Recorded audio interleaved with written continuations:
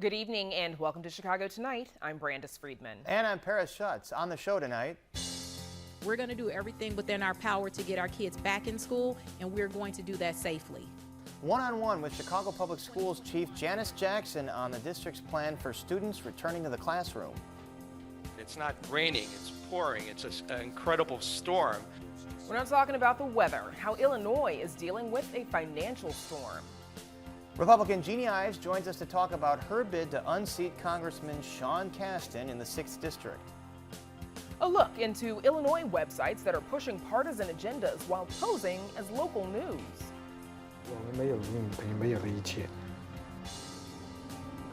A new documentary explores the life and search for missing University of Illinois student Yingying. We will rise and flourish after this crisis. The coronavirus has a disparate impact on Black and Brown communities. What would an equitable recovery look like? And decoration without exploitation, one business owner's mission to provide home decor items while paying artists fairly. But first, some of today's top stories. COVID causes new restrictions in many of Chicago's suburbs. Governor J.B. Pritzker announced rollbacks at bars and restaurants in DuPage, Kane, Kankakee, and Will counties that will go back into effect starting Friday morning due to rising COVID cases in those areas. The new restrictions will ban indoor service at bars and restaurants and limit any indoor events to 25% of capacity. Pritzker says he's basing this decision on scientific studies that prove those organizations act as major centers where the disease is spread. Literally talking about piles of these studies that show that bars and restaurants are spreading locations, significant spreading locations. And state public health officials announced 3,700 new COVID cases in the last 24 hours and 41 additional deaths. That brings the statewide case total to nearly 351,000 with 9,200 total deaths. The 7-day testing positivity rate rises again today. It's now sitting at 5.5%. Meanwhile, Colorado, Delaware, Ohio, Texas, and West Virginia are now included in Chicago's travel order, and that requires travelers from those states and 25 others, plus Puerto Rico, to quarantine for 2 weeks upon their arrival to the city. No spring break this year for University of Illinois students. The university announces it is shifting its schedule due to COVID-19 concerns. The school will delay the start of its second semester by a week, start on January 25th, and will cancel its spring break. The school has added 3 additional break days in the spring semester and says it will continue with a mix of remote and in-person learning. And now, Brandis, we go back to you for a one-on-one with Chicago's school chief. Brandis. Paris, parents and educators are growing increasingly concerned that remote learning for Chicago public school students has only deepened racial disparities in education during the COVID-19 pandemic. What's more, new figures from CPS show this year's drop in enrollment is the greatest it's been in 2 decades. But as the district's own data reflects an increase in COVID-19 cases, CPS announces plans to bring back the youngest and most vulnerable learners with a goal of bringing back more students in early 2021. Joining us now with more on Chicago's school reopening plan is Janice Jackson, CEO of Chicago Public Schools. Welcome back, Janice, and thank you for taking the time because I know these days are busy. Let's start with your reopening plan, please. Your goal is to bring back pre-K and cluster program students. Those are, of course, those in special education sometime in the second quarter, which starts in early November. About when are we talking about, and how many kids approximately? Well, in that group, we're talking about 14 to 15,000 students. Majority of those students are pre-K students in Chicago Public Schools. And as you stated, the second quarter begins in November. And so between now and then, we're going to be doing a few things. Number one, polling parents to see how many of them want to register their students for in-person instruction based on the plan that we announced last week. And then we're also sending out letters of intent to all of our teachers and staff so that they can complete those letters to let us know if they intend to return or if they will be applying for accommodations through the Family Medical Leave Act. And so our goal is to see students back in the classroom as soon as it's possible from a logistical standpoint, but more importantly from a safety standpoint as well. So cases are clearly on the rise here in Chicago as well as the rest of the state. Why now? Well, I think number one, we have an obligation to respond to our parents. We made an announcement this summer and promised that we would let people know what Q2 was going to look like. We, of course, are concerned about the cases as everyone else, but we also know that there's a lot of data. Dr. Arwady and I did a press conference last week where we looked at some of the national trends, and what we're seeing is that schools aren't the super spreaders that we thought they would be. Now, again, everyone knows that COVID, things are dynamic and they change all the time, but we're trying to think about how do we do this in a way that's safe, and how do we balance out the great inequities that we're starting to see in our system. To be honest, remote learning is not working for a core group of our students, most notably our early learners, as well as our special education students in cluster programs. And so it is the district's obligation, it's a moral obligation, to make sure that those students are learning and getting access to the education they deserve. Now, among the complaints from lawmakers, as well as a group of organizations who have each sent letters to the district as well as the mayor, some of their concerns are not enough transparency on what the safety standards are. For example, what is the proper ventilation standard that you're trying to meet within schools, testing protocols, contact tracing, if someone should test positive. What do you say to some of those concerns? Say a couple things. First, read the plan, because we've made those things clear, but we're also going to be doing specific meetings at each school so that parents not only hear from me and other folks here in central office, but they hear directly from their school principals in order to see what this is going to look like. With regard to ventilation, we've committed to putting out a full report for all of our schools, 100% of our classrooms by the end of this month. We won't have students or staff coming back to buildings until that report has been made public so that people can see what the current status is. We feel confident that our buildings are ready to house students and teachers again, and we're going to put that out so it's transparent to people. As far as our protective and safety measures, again, entering our buildings, we will be doing pre-screenings. Students and staff will go through pre-screenings, temperature checks. We're also going to make sure that we're wearing masks and social distancing and following all of the guidelines and the science that we've been hearing about for months now. I feel pretty confident. We've been hosting learning hubs, and we've seen good progress. Our students are able to follow those rules without much prodding. And so I think that we've seen from districts across the country that this is possible. And what I would ask is that we all work together in order to make sure our kids are safe, but more importantly, that we don't recreate the same inequities that all of us have been fighting against for so long. Now, Chicago Teachers Union, of course, they have been very vocal and on the record for some time now, thinking that it is not safe for them and their students to return to the classroom. Yesterday, I spoke with a CPS parent, Daisy Gamboa. She has a son in 8th grade, and, she expresses a lack of unity between the school district and the Teachers Union, fueling her anxiety. Here is a little bit of what she said. I don't see a united forefront like I wish I would see from CTU and CPS, and I wish I would see them more, because that would make my anxiety so much less. That would lessen my anxiety so much. Janice, what would you say is the status of bargaining? And obviously there's arbitration going on between the district and the union. Well, first of all, I want to lift up and acknowledge that I agree wholeheartedly with the sentiment that that parent expressed. As a parent myself in CPS, that would give me a lot of comfort. I think that people should know that we do meet on a pretty regular basis. I think that it's important for them to know that we're going to do everything within our power to make sure kids are safe, but also to make sure that our employees are safe in our building. That matters a lot to us. But I think where we need to come to common ground, which is a place that I feel very hopeful, is around this issue of equity. If you think about the students that we're talking about, pre-K students, imagine a home with a 3-year-old or a 4-year-old student trying to access remote learning through a computer. Many of our students, their parents are themselves the essential workers that we have been applauding for the past few months. They are not always able to be there to help support their students in the same way that other students, again, who have resources, who come from backgrounds where they have these advantages. And so for me, it's very hard to create a new system that reproduces the same inequities that as a Black woman, I've been fighting against my entire professional career.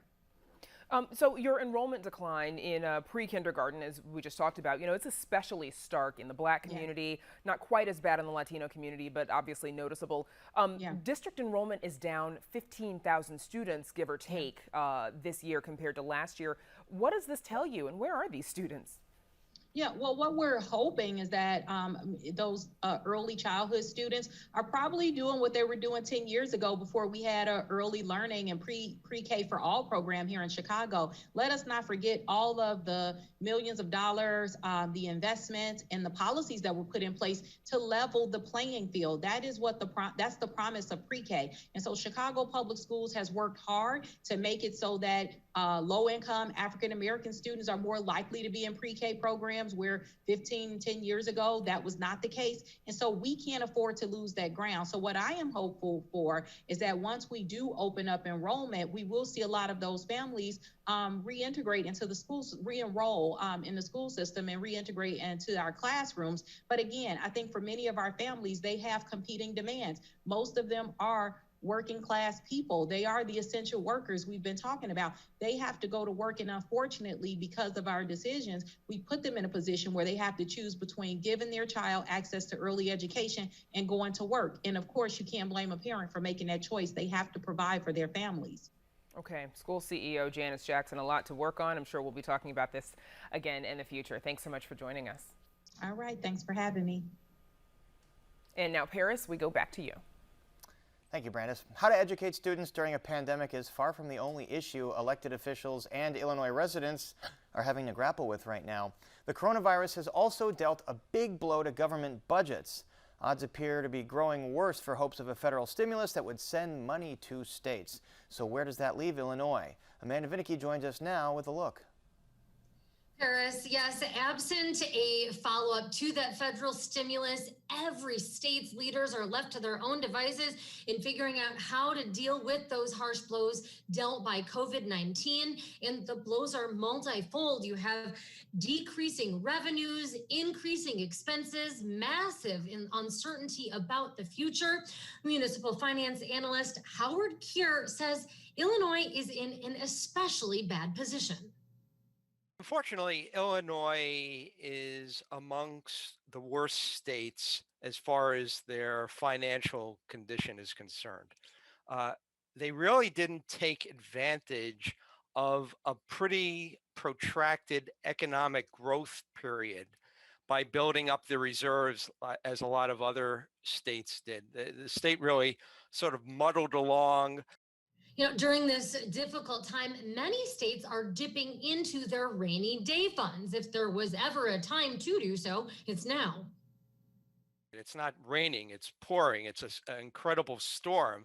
So you have to really pull out all reserves. Illinois doesn't have that luxury. That's because Illinois has no real rainy day fund to draw from. And so far, the state is largely dealing with all of this financial stress by hoping and by waiting, hoping for the feds to come through with cash for all states, and then waiting until after the election when political tides in Washington just may change. But also, dealing with it by borrowing. The state budget is predicated on borrowing up to $5 billion from a federal program that was part of the Federal CARES Act. This is a loan program that was established by the federal government to help states struggling because of COVID-19.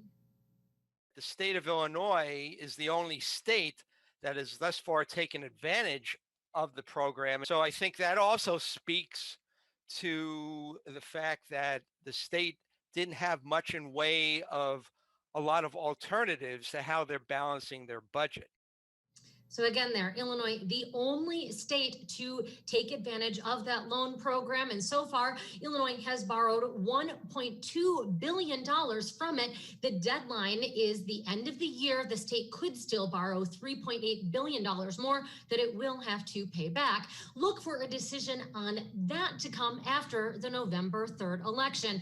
That's also when voters will decide on a question that Keir says could serve as a solve. Should voters agree to passing the graduated income tax constitutional amendment that is forecasted to raise $3.4 billion? So it's really important for them. Otherwise, they're going to have to find yet another way to help balance their budget. But he acknowledges that graduated income tax is no cure-all. Illinois still has outstanding debts and a structurally imbalanced budget. And lawmakers' unwillingness to deal with those issues is why the nonpartisan Civic Federation today came out against the graduated income tax. The state government has not done anything to build people's confidence that it's addressing the core problems besides revenue. It doesn't address the pension situation. It doesn't address the overriding concerns about property taxes. Lawrence Missal says the Civic Federation is not against the concept of a graduated income tax, but he says that the rate levels that are tied to this one are not progressive or graduated enough, in that the lowest income earners will only see a very mini dip in the tax rate. But at the high end, he says it could cause some major volatility. Plus, he says Illinois is not set to share much of the coming revenue, with local governments also hurting. All the local governments that are being faced with large property tax demands at a time when the economy is terrible are not being offered much in this graduated income tax proposal. So it's really more of a lack of confidence that the promoters of this graduated income tax have not offered what they are willing to do to fix the problem. Now, in response, the Pritzker-funded group that is pushing for passage of what it dubs the fair tax says that the Civic Federation's wealthiest members are just protecting their own bottom lines. Paris, back to you. All these budget problems, Amanda, I don't know if there's a math equation in the world that can figure this out. Thank you very much. And now to Phil Ponce and the Republican candidate in Illinois' 6th Congressional District. Phil. Paris, in 2018, Sean Casten flipped the 6th Congressional District from red to blue.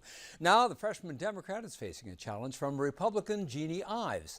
The 6th District includes Lake Zurich, Barrington, Naperville, Downers Grove, St. Charles, and Wheaton, and touches parts of Cook, DuPage, Lake, Kane, and McHenry counties. Joining us tonight is Jeannie Ives, a former state representative from 2013 to 2019. She is a West Point graduate, Army veteran, and ran for governor unsuccessfully against Bruce Rauner. Congressman Sean Casten declined our invitation for tonight's forum. Also in the race is Libertarian Bill Redpath. You can hear more from him by visiting our online voter guide. Jeannie Ives, welcome back to Chicago Tonight. We appreciate your being here. Thank you for having me on. It appears that the country is in for another COVID spike. At least that's what we're being told. Some schools in DuPage County are returning to remote learning. Should kids resume in-class learning and sports? I firmly believe that they should resume in-class learning and sports. And I believe I am following the scientists. The Great Barrington Declaration that was signed on to by 32,000 scientific experts and medical experts essentially said we need to open our economy, get our kids back in school, and have a protected focus, a focused protection on our most vulnerable. I think that is the policy prescription that is best for our youth as they are suffering from mental illness, a spike in overdoses, a spike in suicide even, and that is really harmful to our youth. We'll get back to COVID in just a second, but right now, as you know, another round of stimulus is being debated in Congress. Should the federal government do another round, and if so, who should qualify? If the federal government decides to do another round, it should be temporary and targeted as it was intended to be in the first place. What you saw the Democrats do, though, is load it up with all sorts of provisions that had nothing to do with COVID relief. And basically a big third of it was one giant bailout for mismanaged states and cities. That is nothing that I would ever support, but I would support temporary targeted relief for the businesses that were shut down and those that are currently unemployed. As for individuals? Individuals, you know, I'm not certain that we should be putting out $1,200 to $2,400 checks to just individuals in a non-targeted way. I think it's much better to do that through either a payroll tax relief or to do it for those who are most suffering at this point, which are the unemployed. Let's remember, eventually our children will have to pay off this debt, and we can't accumulate it just needlessly. As you know, there are a number of hot-button issues that could land at the Supreme Court, including immigration and gay marriage. First, Amy Coney Barrett's nomination process. The process has gone forward after Senator Mitch McConnell, as you know, blocked President Obama's pick, Merrick Garland, 8 months before the 2018 election. Should Judge Barrett's nomination have been taken up so close to an election? Well, elections have consequences. And so in this case, the president and the Senate were both controlled by the same party. And the Constitution allows for them to decide or not to decide on whether or not they want to confirm a new justice. In this case, they made the decision to do it. So voters do know that elections have consequences. And, you know, because President Trump was going to nominate conservative judges and gave people a list that was going to be those that he nominated and was very transparent about it, by the way, people basically handed him the presidency on that particular position. So in this case, you know, I think 8 out of 9 times when it's been controlled by the president and the Senate, the same party's controlled, they have confirmed a justice in an election year. Although the question really was not the consistency of the president, the question was the consistency of the Republican leadership and not having taken up Merrick Garland's nomination. Is there some hypocrisy there that is No, not really. Again, I said elections have consequences. And so when the presidency and the Senate are of the same party, most cases that justice goes forward. And I think the majority of cases prior to that, they have not gone forward in an election year. That is the precedent. And again, this is just written in the law. This is just how the law is written. And so they can follow it or not follow it, but they're following the law. Should gay marriage be reversed in the Supreme Court, as some justices have indicated? Well, that's something for those justices to decide, quite frankly. But the question before us now in 2020 is not so much the question of gay marriage, but whether or not you're going to continue to protect religious rights. As you know, the Democrats all signed on to H.R. 5, which basically takes away a lot of religious rights for people of faith and essentially tells them that they would have to participate in particular medical procedures or hire particular people that don't accord with their same faith. That is the bigger threat right now. In fact, it's a huge threat to those people like my opponent want to take away 501c3 statuses from nonprofits like Little Sisters of the Poor simply because they don't want to have abortion coverage in their health insurance plan. That is a much bigger threat. Religious rights are under attack by the Democrat Party.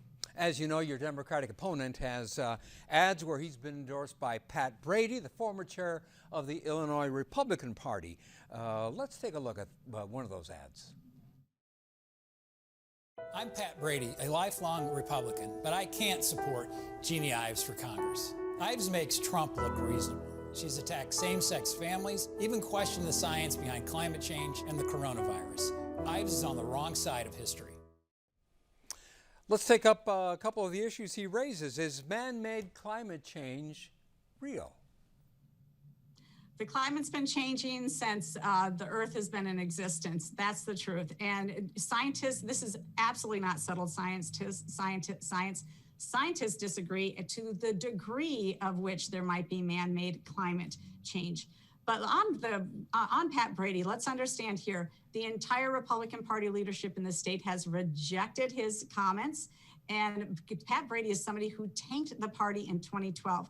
And for him to say something about President Trump, well, has he checked out Sean Casten's Twitter feed lately? Because Sean Casten's Twitter feed, if you don't like Trump's Twitter, then you're going to hate Sean Casten's Twitter, where he calls people like Lindsey Graham a doofus and people like Mitch McConnell a sniveling sack of hatred, and then takes on Dan Crenshaw and calls him a racist over a policy disagreement. And Dan Crenshaw gave an eye to our country in combat. So Sean Casten, his Twitter feed is a dumpster fire. It's a disaster. It's unprofessional. And for Pat Brady to associate with somebody like Sean Casten is really the question, because that means he's not a Republican. Back to the issue of COVID-19, something that was raised in that ad. Do masks help stop the spread of COVID, and should people be asked to wear them?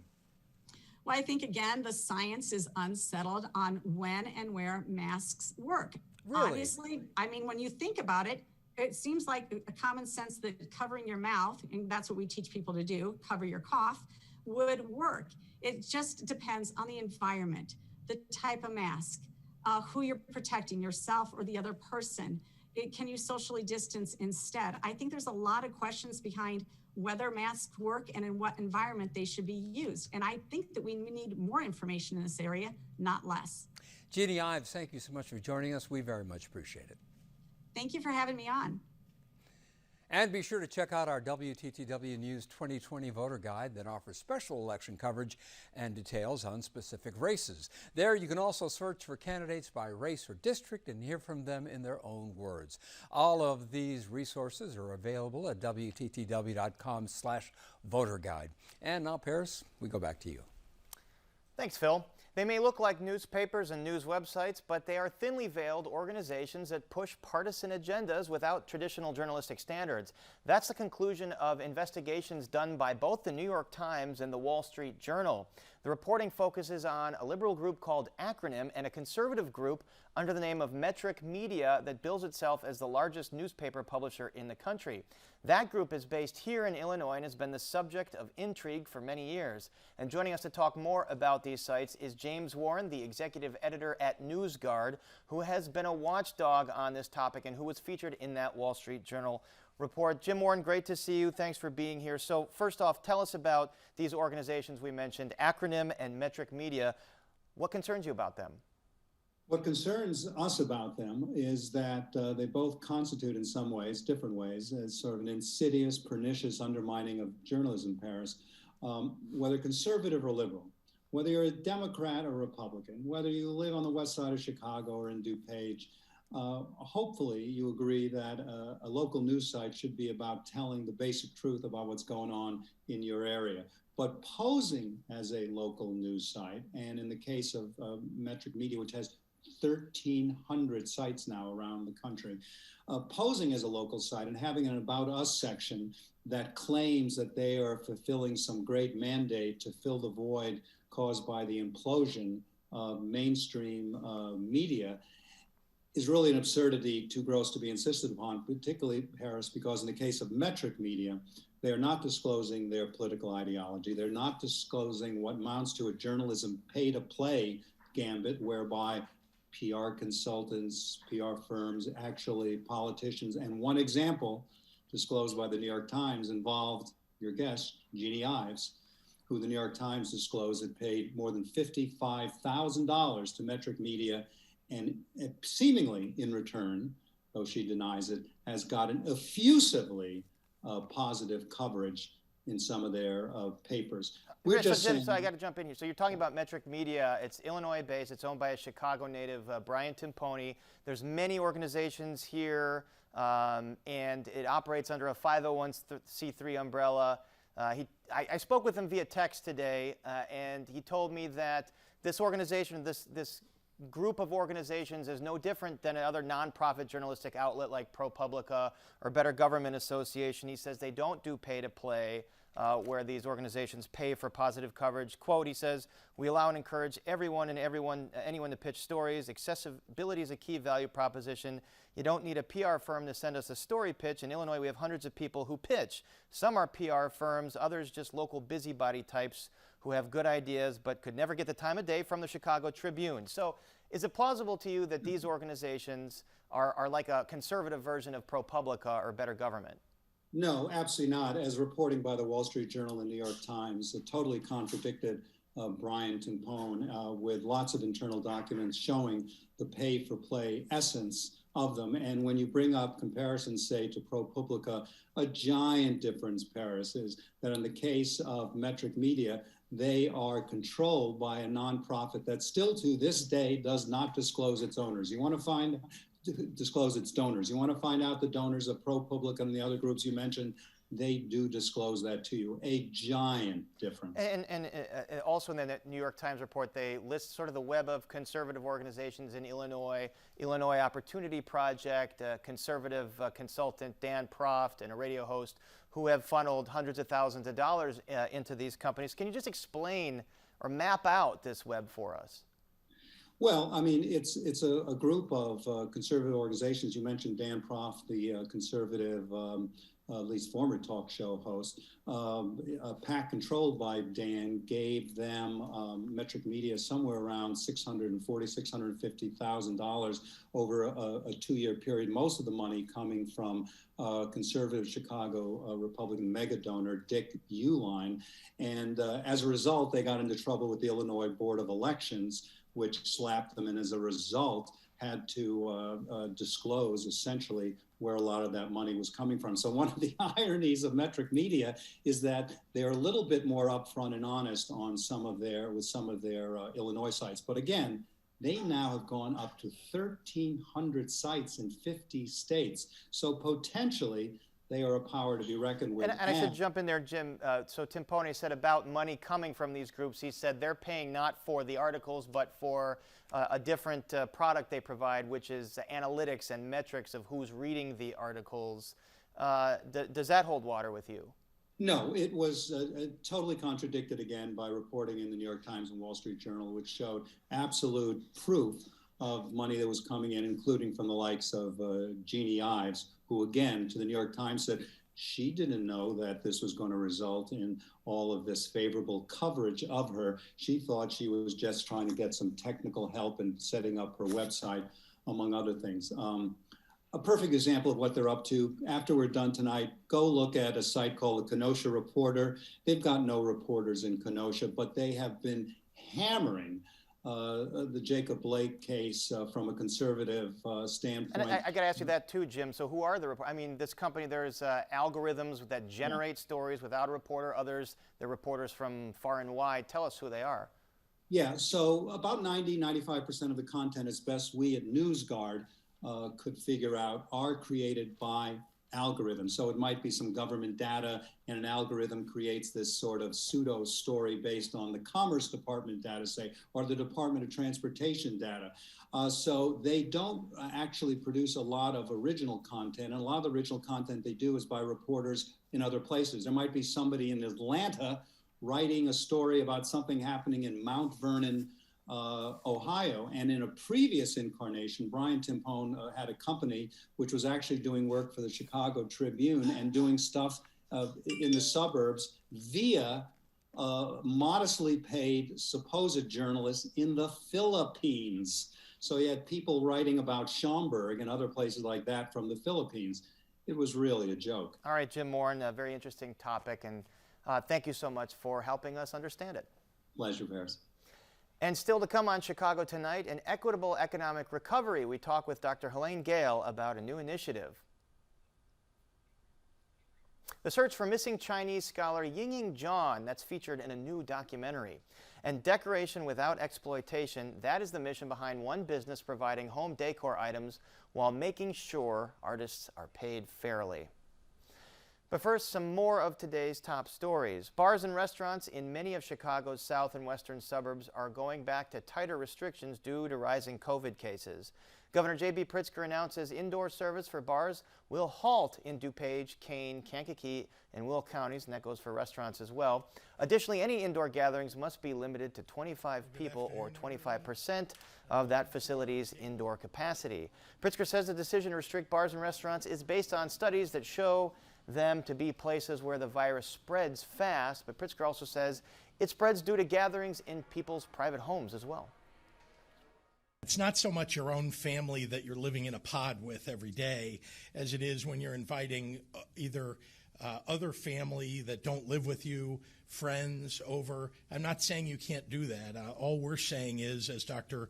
Ezike said the other day, that maintain social distance even when you're having friends over. And state public health officials announced 3,700 new COVID cases in the last 24 hours and 41 additional deaths. That brings the statewide case total to nearly 351,000 with 9,200 total deaths. The 7-day testing positivity rate is rising still. It's now sitting at 5.5%. Meanwhile, Colorado, Delaware, Ohio, Texas, and West Virginia are now included in Chicago's travel order, which requires travelers from those states and 25 others, plus Puerto Rico, to quarantine for 2 weeks upon their arrival to the city. And now we go back to Brandis and a look at a path to recovery from COVID-19's effects on health and the economy. Brandis. In Paris, months into the pandemic, the coronavirus has disproportionately affected Black and brown residents in Chicago and, of course, across the country. Earlier this month, the Chicago Community Trust, along with the city, businesses, and philanthropies, launched Together We Rise, an initiative that hopes to center equity in the recovery process. Joining us now to discuss how they plan to do that is Dr. Helene Gale, President and CEO of the Chicago Community Trust. She also spent 17 years at the Centers for Disease Control and Prevention working on infectious diseases. Dr. Gale, welcome back to Chicago Tonight. So Hi.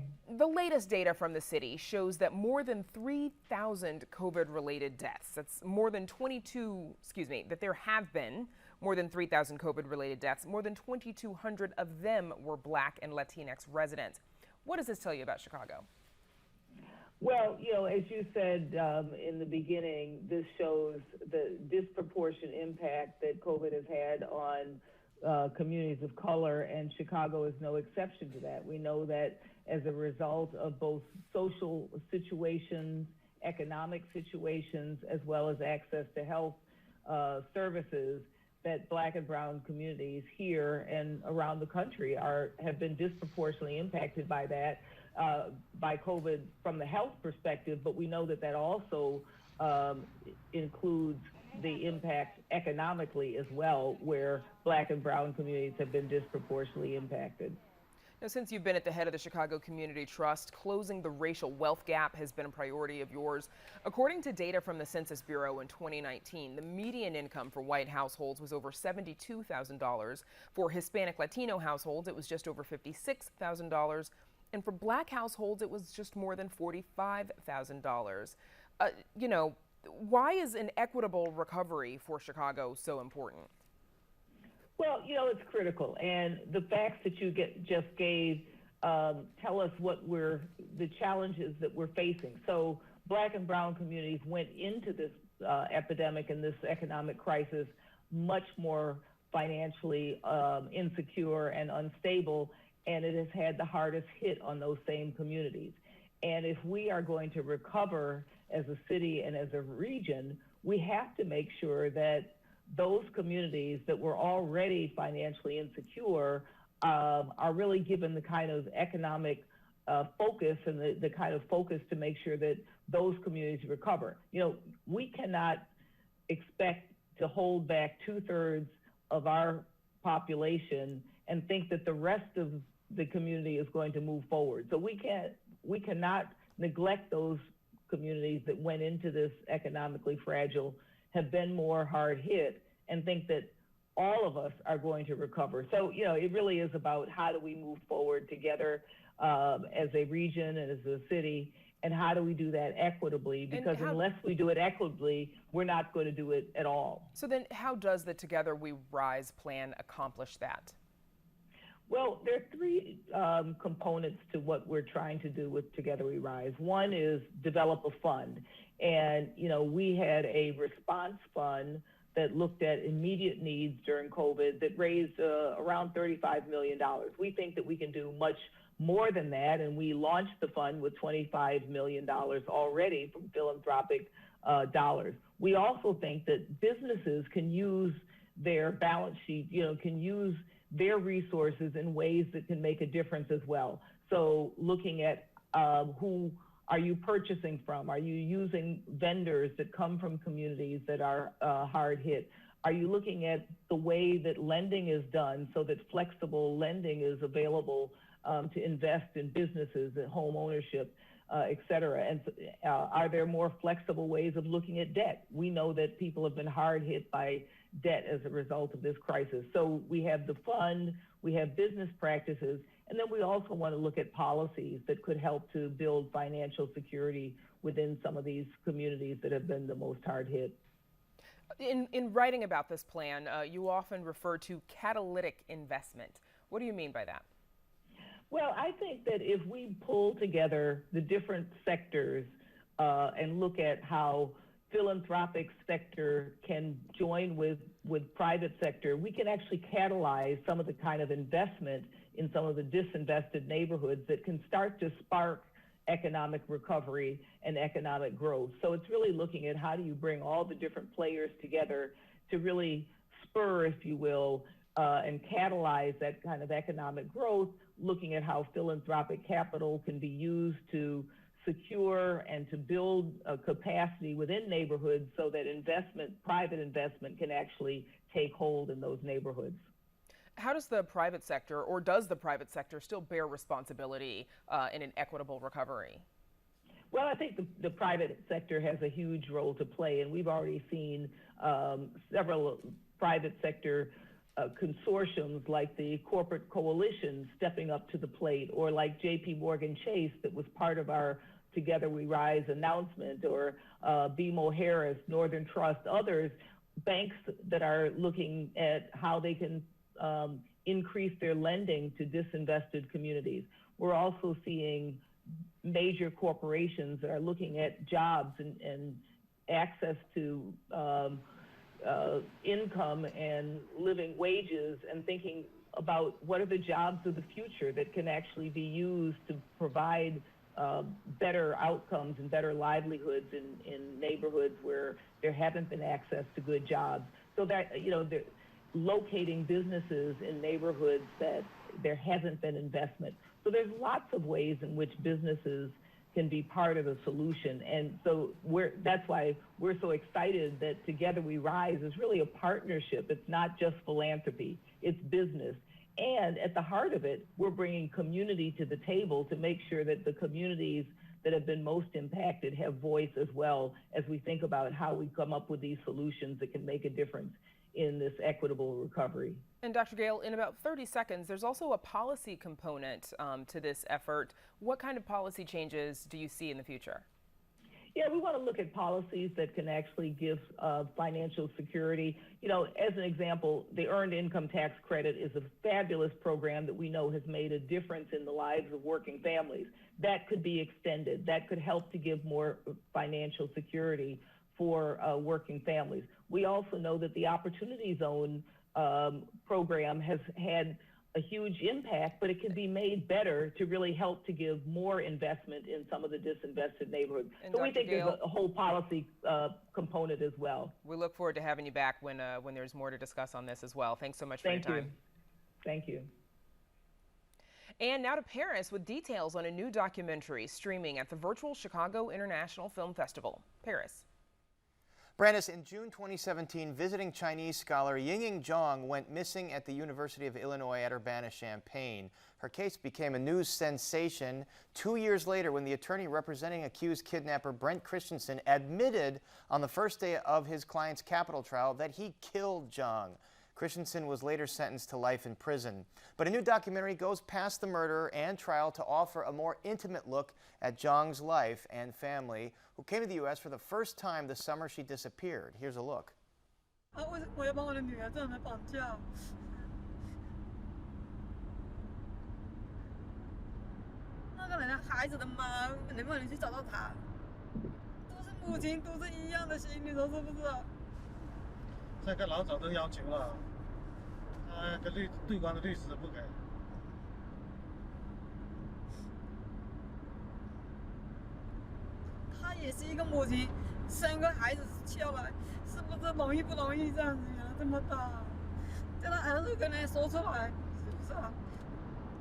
And joining us now to talk about the new documentary, Finding Yingying, are director and producer Jenny Shi and producer Brent Huffman, who's also a professor at Northwestern University Medill School of Journalism and Jenny's former professor. Welcome both of you to Chicago tonight. Thank you. Thank you. I watched this entire film. It's so moving. And of course, it was a huge story. WTTW News covered it a few years ago, but you go much deeper than any of the news reports. Jenny, you began this film as a graduate student at Northwestern. How did you first come upon Yingying's story? So when Ying first went missing, it was the summer of 2017, and I was in my last quarter at Northwestern University. So at first, I got the news of her disappearance actually through a college alumni group chat. I later found out that Ying and I actually went to the same university in China, but we didn't know each other. But the disappearance, her disappearance was a huge news among Chinese international students. So I was just like anyone else posting her information on my social media. And a lot of students and I think just the Chinese community also went down to Champaign-Urbana after the Ying's family arrived just to see what they could do to help them. And I also visited them and I met a lot of volunteers there. And I met one person who was senior student at U of I at that time, and he later became the co-producer and also cinematographer of the film. And as we see in the film, you start filming sort of their search for their daughter when she goes missing, and then later when it's found that she's gone. And Brent Huffman is producer. What drew you to this story? Yeah, so I'm also a documentary filmmaker, and my focus has been China. So I was deeply interested in this documentary that would tell this personal, intimate story of Yingying, but that would also explore the China-U.S. relationship that at the time when she was a student was dramatically worsening. So this relationship that was really positive has become sort of contentious and was sort of falling apart. And then there's also this really sort of incredible culture clash between American citizens and Chinese citizens in the film. And these are all things I really wanted to explore. Right, you can see just the big diversity in cultures. And Jenny, you know, you become part of this film. You read snippets of Yingying's diary. Let's take a look at a clip of that. May the 4th, 2017. Champaign, heavy rain. I eat my words. I broke my promise to myself. I missed the class yesterday. I'm very afraid of this loneliness. If I cannot do what I have planned every day, I won't be able to reach the final goal. So please be calm and learn what you need to learn. To study, stay foolish, stay hungry. You know, Jenny, as we mentioned, this got so much news attention. We covered it, other outlets covered it, but you wanted to sort of tell us who Yingying was through those diary excerpts. Who was she? So Yingying, she was such a talented young woman, and she was really caring, brilliant, and mature. And also, throughout the film, we also wanted to show the audience that how much her life has touched others. Because I think at the very beginning, there were a lot of news coverage on the crime investigation and the perpetrator. But this film, we really want to highlight Ying's life, celebrate her life, and we hope somehow it can preserve her legacy. And Brent, you know, part of this film, Jenny goes to China to document Yingying's family there and how that country is reacting, which is sort of surprising, the reaction the family in China got. Can you just explain that for us? Sure. I mean, the film does explore, like I said, these dramatically different perspectives, especially when it comes to the death penalty, right? So in China, you know, hundreds of people can be put to death in 1 year, and it can be kind of an instantaneous thing without a trial. And obviously in the U.S., it's very complicated. The death penalty is actually extremely rare. So the family really, I think, didn't understand that process and felt like, you know, they wouldn't be able to get justice for their daughter in the U.S. And Jenny, as we mentioned, you know, you trailed the family when they were in the U.S. as well. Do you keep in touch with Yingying's parents now? How are they coping 2 years after the fact, 3 years after the fact? Yeah, I just talked to the family last week, and I don't see there's a way for them really move on because, you know, they probably have to spend the rest of their life to deal with the trauma after this tragedy. Ying's mom, she's staying at home. Ying's father, he went back to work. He's working as a truck driver again. And Ying's brother, he's working at a restaurant, and he has a family and has a baby now. So I just really hope, you know, this little baby can bring some joy to the family, especially Ying's mom. And Brent, you know, you talk about you're very interested in the clash of cultures, China and the U.S. Does this film say anything broader about the relationship between the United States and China, especially Chinese students who study at American universities? I mean, we At the core of the story, we didn't want the film to be a true crime documentary. We wanted to make sure that the story focuses on Yingying and the personal story of who she was. As you mentioned, a lot of media reports focused on the sensational crime and the killer, and we wanted to make sure it's a personal story first, but then through the film and through this personal lens, reflect on some of these bigger issues, like the role of the two different justice systems, the role of international students in the U.S., which I think is also changing how a federal trial would play out between the two countries. So I think through that personal story, those are things we wanted to explore through the film. All right, and as we said, it's just a very dramatic film, a very gripping film. Congratulations on the final product, and our thanks to Jenny Shih and Brent Huffman. Thank you. And you can catch the documentary Finding Yingying streaming online this week until Sunday as part of the Chicago International Film Festival. And visit our website for more details. Up next, WTTW News Director and host Ugo Balta, and providing home decor items that pay artists fairly in a conversation originally aired on our Saturday program, Chicago Tonight Latino Voices. But first, we take a look at the weather.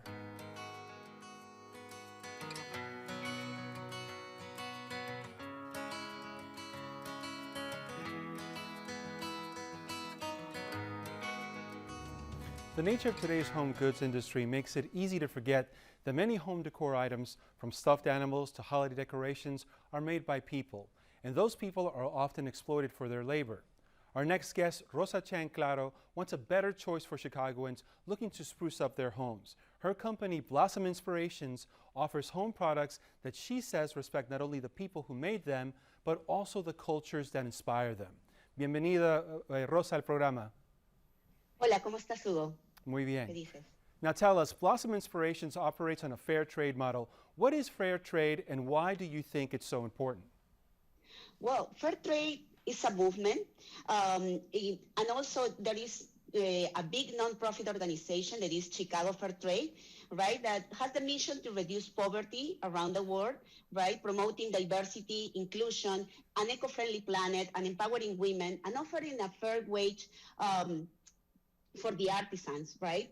They want to educate also consumers in terms of how our products that they buy can impact other people's life, right? Where are the products coming from, and how can we support artisans or persons in vulnerable conditions in other part of the world? And it's wonderful. I love how it builds bridges between the artisans and the communities that consume them. Now, you have a few examples of those products you sell. Can you show us a little bit of some of the ones that you have? Yeah, absolutely. We work with the line of alpaca fur toys. This is the llama corn, based on the love of the unicorn and the llama. We have also masks. We need masks, right? So this is the scenes from Peru. We also work with gourds. So here is an skyline from Chicago. And we also have ornaments for holiday season made by recycled horn. All of our products are made in Peru and Mexico, working directly with Peruvian and Mexican artisans, supporting them with designs, color, patterns, and giving them access to other markets. Now, you and I share in that we're both Peruvian Americans, but we're also bilingual, bicultural. Now, you've written a bilingual children's book, Cuyita Wants to Know the World. And what I like about it is it's in English and Spanish, and very often in households like ours, comenzamos la conversación en español, and then we finish it in English. Tell us about the book's inspiration. Correct. This is the book that I created. I started writing the book last year, and the idea was to help our kids to continue in the language of Spanish and English. So we all, every night we read to our kids in English and in Spanish. And additional to that, we decided to create with the artisans these toys, right? And promote diversity, inclusion, and also empowering women. So the books open the conversation for that. And also has some scenes in terms of scenes, and also traditional animals from Peru in order to promote culture and traditional animals, and also from Mexico, the monarch butterflies. So we incorporated a QR code. Like, I think that technology is a driver for inclusion. So in the QR code, you can see the artisan, how they made the cuyita, that is the main character of this book. Everything is in English and in Spanish. And honestly, I didn't imagine that I'm going to publish this book in the middle of this crisis, but it's going to be my COVID response in order to support artisans with basic needs during this pandemic. We recently received the bless from the Pope Francis, El Papa Francisco. Again, that was a conversation from our program Chicago Tonight, Latino Voices. For more coverage on Chicago's Hispanic Latino communities, be sure to tune in to Chicago Tonight, Latino Voices every Saturday evening at 6 here on Channel 11. And that is our show for this Tuesday night. Don't forget to stay connected with us by signing up for our daily briefing. And you can get Chicago Tonight streamed on Facebook, YouTube, and our website, WTTW.com/news. And you can also get the show via podcast and the PBS video app. And please join us tomorrow night live at 7. Mayor Lori Lightfoot releases her plan to address the city's $1.2 billion deficit. Plus, Chicago aldermen shared their reactions to the mayor's proposal to close the budget gap. And now for all of us here at Chicago Tonight, I'm Paris Schutz. And I'm Brandis Friedman. Thank you for watching. Stay safe and healthy, and have a good night.